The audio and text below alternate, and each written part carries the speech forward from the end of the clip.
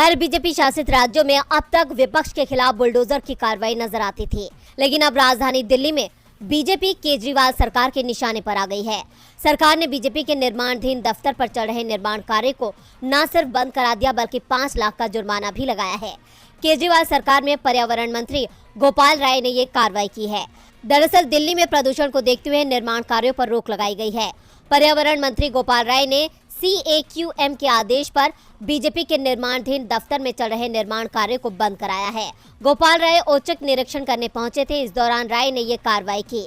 पर्यावरण मंत्री गोपाल राय के छापे से पहले निर्माण स्थल पर गेट पर भारतीय जनता पार्टी सभागार लिखा हुआ था। छापेमारी की कार्रवाई के बाद आनन फानन में इसे ढक दिया गया। दरअसल दिल्ली में प्रदूषण को देखते हुए CQAM के आदेश पर ग्रैब के तीसरे चरण की पाबंदियों को लागू किया गया है। निर्माण कार्यों की निगरानी के लिए 586 टीमों का गठन किया गया है। इतना ही नहीं, 521 वाटर स्प्रेलिंग मशीनें, 233 anti smoke gun, 150 mobile anti smoke gun से पानी का छिड़काव किया जा रहा है। इसी एक्शन के बीच अब दिल्ली सरकार ने भी बीजेपी के खिलाफ कार्रवाई की है, जिसके बाद विपक्षी पार्टी बौखला उठी है। उसने इस एक्शन को राजनीति से प्रेरित बताया है। अब भले ही बीजेपी इसे सियासत बता रही हो, लेकिन केजरीवाल सरकार की कार्रवाई उस पर बहुत भारी पड़ गई है।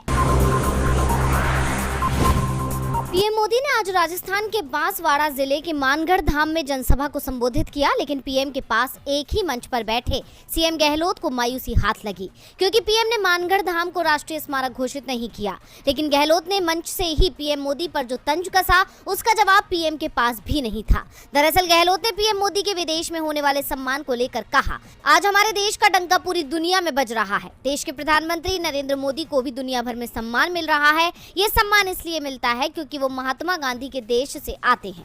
दुनिया जानती है कि पीएम मोदी उस देश से आते हैं जहां 70 साल बाद भी लोकतंत्र जिंदा है, जहां लोकतंत्र की जड़ें गहराई तक जमी हुई हैं।